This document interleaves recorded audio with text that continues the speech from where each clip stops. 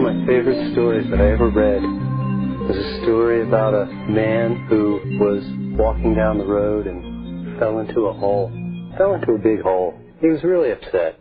He obviously wasn't paying attention to what he was doing, and it was not easy to get out of the hole. And his thoughts were, what an inconvenience this is to fall into a hole. This isn't my fault. I didn't put this hole here. And the next day, going down the same road, he fell into the same hole. And it was a little easier to get out because he'd had some experience. But still his thoughts were, who put this hole here? Why is this here? What an inconvenience. And I didn't put this hole here. This is somebody's fault, and it's not mine. The third day, pretty much the same process happened again. But on the fourth day, it was different. He fell into the hole. And he said, this is my fault falling in this hole. I do something about falling in this hole. And he was pretty experienced at getting out. And on the fifth day, he took a different road. Sure, there were other holes, but at least that one he got past. So many of us learn the same lesson over and over. Myself, I am a slow learner, and I use that to my advantage whenever I can now to say, be aware of lessons.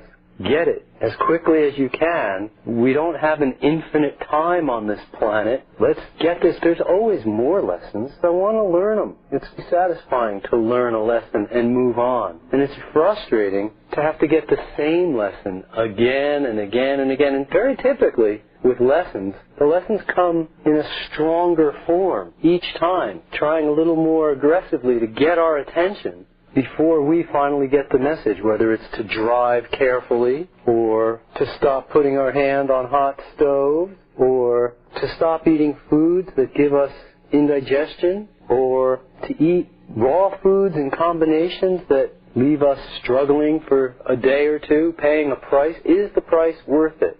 What I'd like to do is share with you some of the strategies that I've used to stay ahead of these pitfalls. Success strategies that allow me to use the facts and recognizing the fiction, stay in a position where I feel that I'm thriving with my raw food diet instead of surviving on a raw food diet. One of the basic concepts that comes to me again and again is why I do things.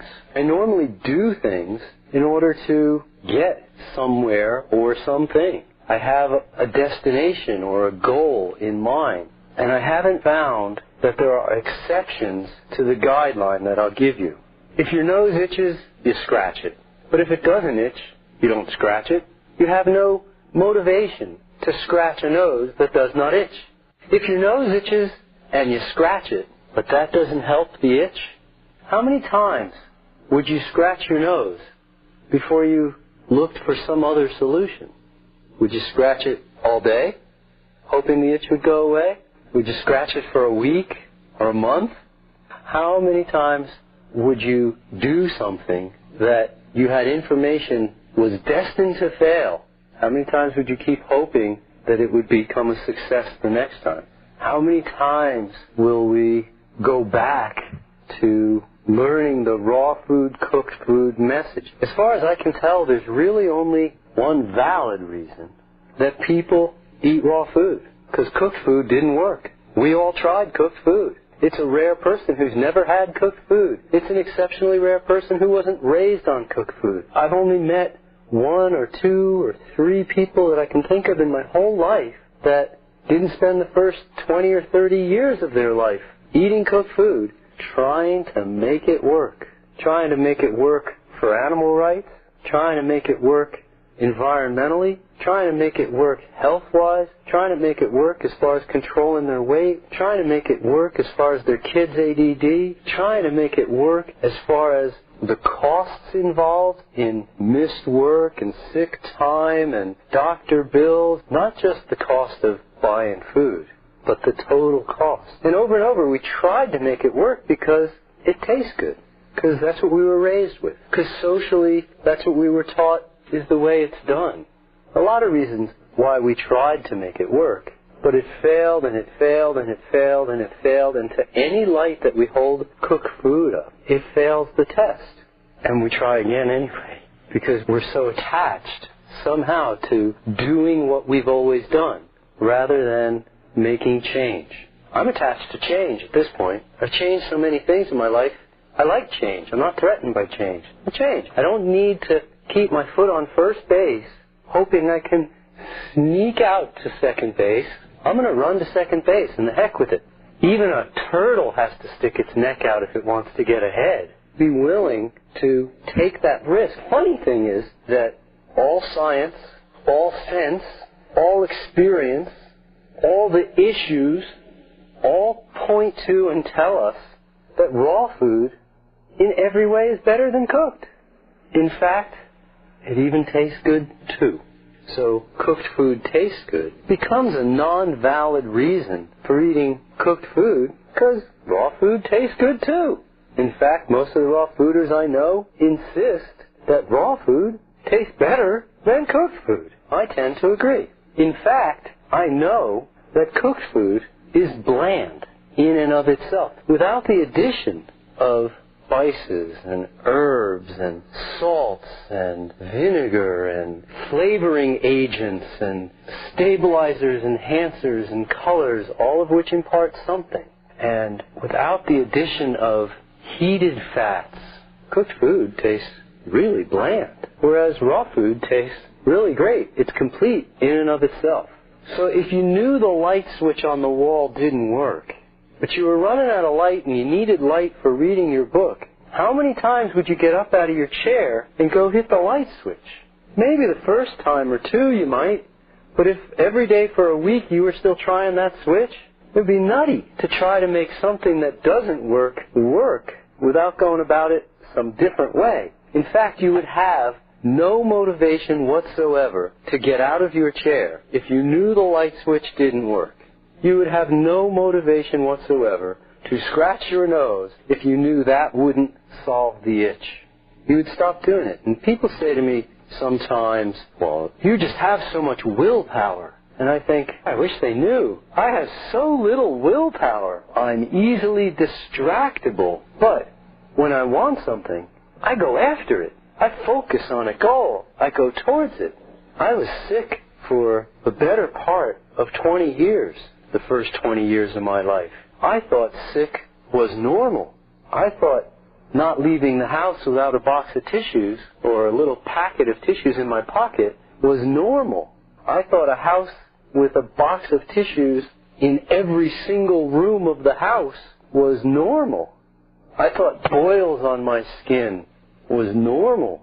I thought never being able to breathe through my nose was normal, and that dandruff was normal, and that waking up tired was normal, and having achy joints was normal, and not being able to control my weight was as normal as any other part of life, and that the Sandman was normal, and allergies were normal, and the list grows and grows. And I didn't focus on my ill health.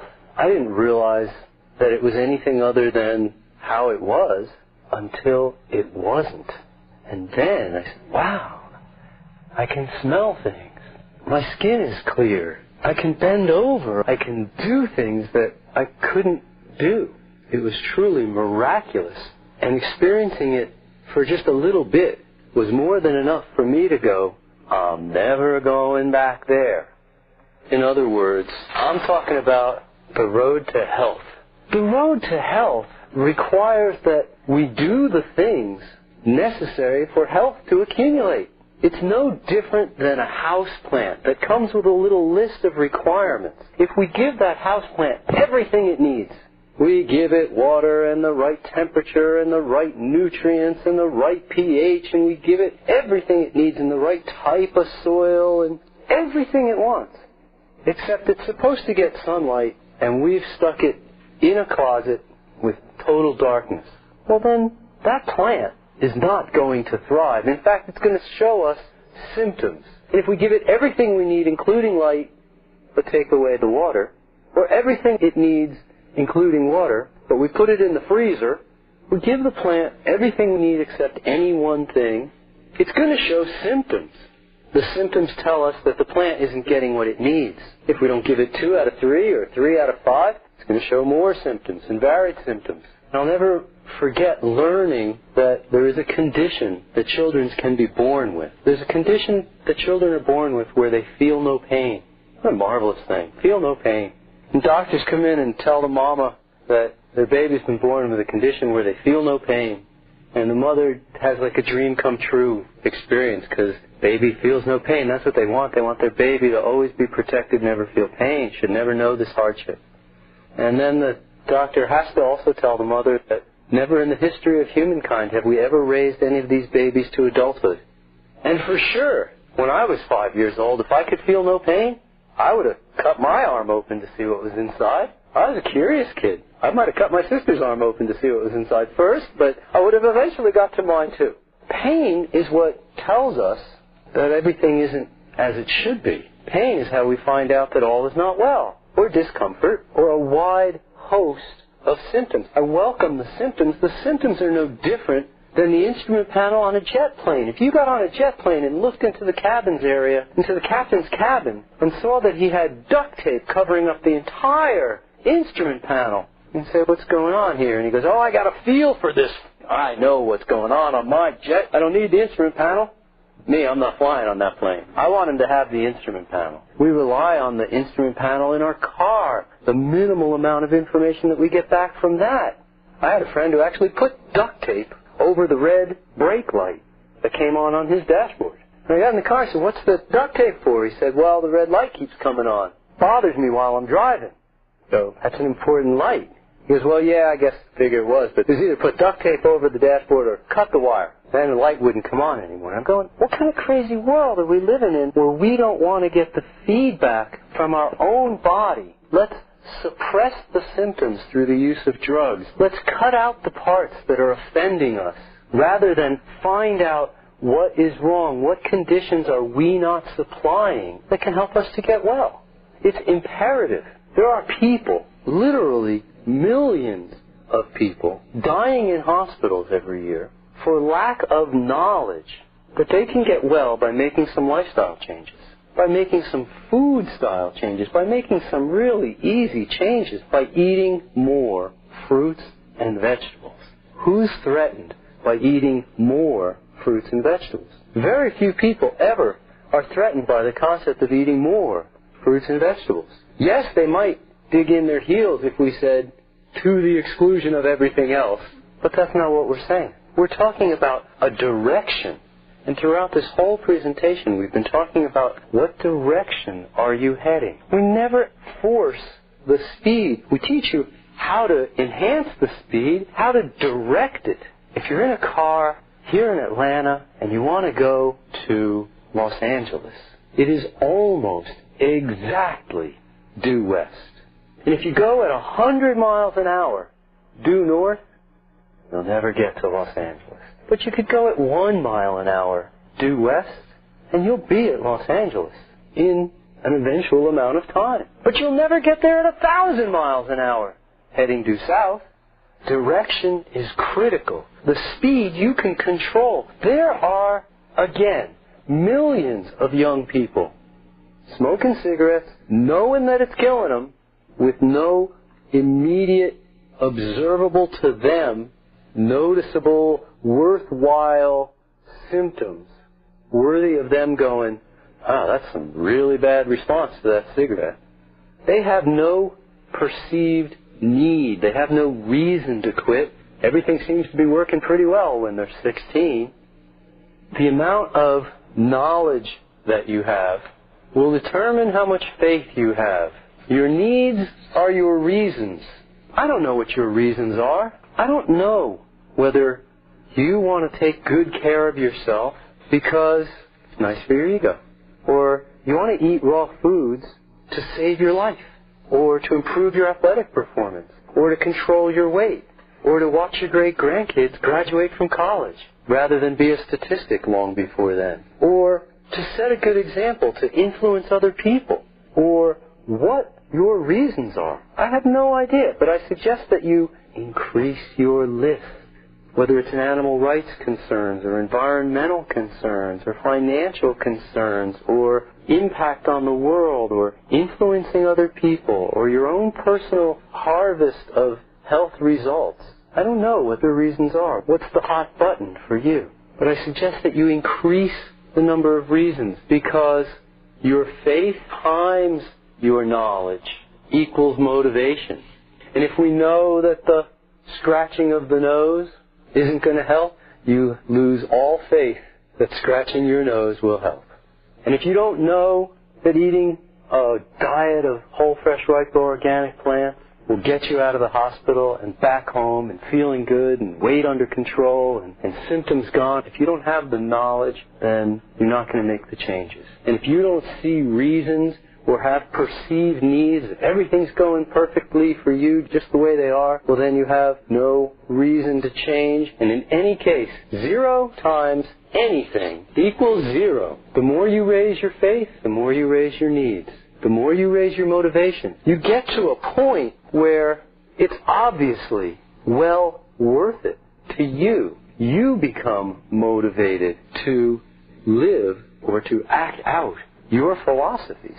You get congruency between your beliefs and your actions by raising your knowledge, yielding faith, by increasing your list of needs. Put your list of needs where you can see it. Put it on the refrigerator door. Put it in the mirror you use every day. Put it on the wall of the John right in front of you. Put them in all 3 places. Put it on the dashboard up above, on the visor of your car. Put it in places where you're going to say, oh, you know, I'm doing this for a reason. I'm becoming who I'm trying to become for a reason. For a whole bunch of reasons. My own reasons. Nobody else's reasons. Incorporate that into your very being. When somebody says to you, why do you eat raw? Well, Razi told you a lot of great nutritional reasons. And hopefully you give some of those reasons back out about the protein being denatured, or the carbohydrates being caramelized, or the fats going carcinogenic. And there's a lot of reasons nutritionally that you can give, but that might not mean anything to the person you're responding to. You might just have a long list of reasons, and then ask them, well, what would be a good reason to you? And find out what it is that's interesting to them. It was interesting last night during questions and answers that we answered a lot of questions. But my feeling was that the one question that got the most intense listening response was the one where I used a technique that I had mentioned the day before, which was, that's a really good question, I said. I said, I used to think the exact same thing that you think now. Let me tell you what I found out. And my response after that actually was me up on a soapbox being pretty darn strong about it. Had I started out being that aggressive in my response, everyone would have felt the aggressiveness of it. Everyone would have lost the feeling of, you know what, our similarities outweigh our differences here. I used to try to push my differences on people. I got off the A party list pretty quickly in my hometown. I realized that I wasn't getting my message across to people by emphasizing how different I was. And I started emphasizing our similarities. Okay, we have some differences. Everybody does. But when I emphasized similarities, when I became a good old boy living in Georgia, then it was easy to insert a message into a friendly conversation. It was impossible to insert a message in an argument. Impossible. My own personal experience watching myself improve on a raw food diet is more than enough to convince me that it's worth doing for the rest of my life. Next year I will have been raw for as long as I had been cooked. And someone asked me still the other day, yeah, but is raw food really all that good? Being raw, is it really worth it? They actually asked me, and I go, well, what do you think? After 24 years, I'm still raw. Do you think that I'm doing it for any other reason than the results? Of course it's worth it. I encourage people to experiment. As we said, play. Find out what's going on. Look at what you're doing through one end of the microscope, one end of the telescope. Look at what you're doing through the other end of the telescope. Regain perspective when you've lost perspective by playing with the telescope. Or whatever else you need to do. Put something up high, put something down low. You can regain your perspective and get a glimpse of how we fit in the rest of society. If we alienate ourselves totally, our opportunity to make this world a better place, to be a force for good, become diminished. dramatically compared to when we are integrated and associated right within the webwork of society. I've watched so many sick people get well on a raw food diet that, to me, there is no question about raw or cooked. Which way should I go? I've watched arthritics that couldn't move a joint in their body, that complained when we put a sheet over them because the pressure on their toes was too much weight. That we had to carry them to the bathroom and spoon feed them raw food. Invariably, within 3 weeks, on every single occasion, these people were walking up and down stairs and walking around the block and out and about. I've seen people with chronic fatigue syndrome so extreme that they couldn't stand the pull of gravity. Laying in bed was too exhausting. They had to go in isolation tanks because they couldn't take that much sensory input or that much gravity in the course of their day and spend half the day in a sensory deprivation water tank. I've watched them get well to the point where they go, well, now I've got a full-time job and I'm going to college full-time, but I'm looking for something to do with my free time. What do I do now? I'm just like, raw foods, it did the job. I've seen people literally heal themselves from almost every condition that anyone could ever name. I've seen the top performers in the world improve their performance simply by changing their diet. From top performers from almost every sport imaginable improve their performance simply by making a dietary change. To me, it's so inspirational. It's so moving. I have so much confidence. It's not, well, yeah, maybe I'll give raw food a try for another year. But I still encourage other people to experiment. Try all raw. Go as raw as you can, however raw that is. Increase the percentage of raw fruits and vegetables, or rise to the challenge and take a year of all raw.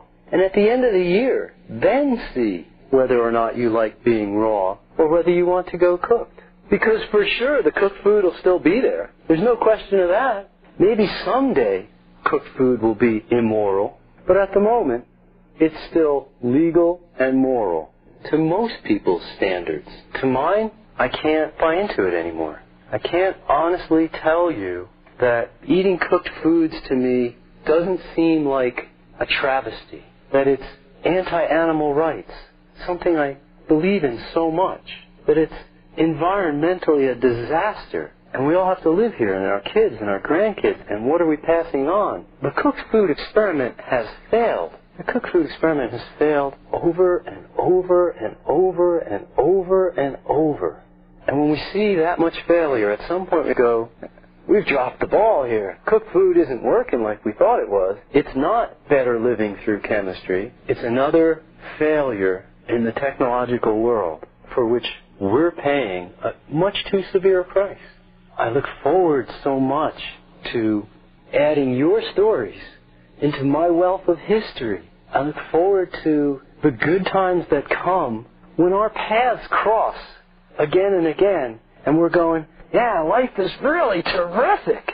Life is so good when you feel good, and life is so bad when you feel bad. Why anyone would want to purposefully harm themselves is really difficult for me to fathom. I understand that for lack of knowledge, some people harm themselves with their forks because they know of no other way to eat. We'll influence people by setting an example for them. We'll influence people by looking the part. I wish each and every one of you the happiest and healthiest raw year.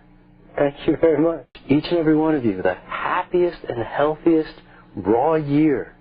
Thank you very much. Each and every one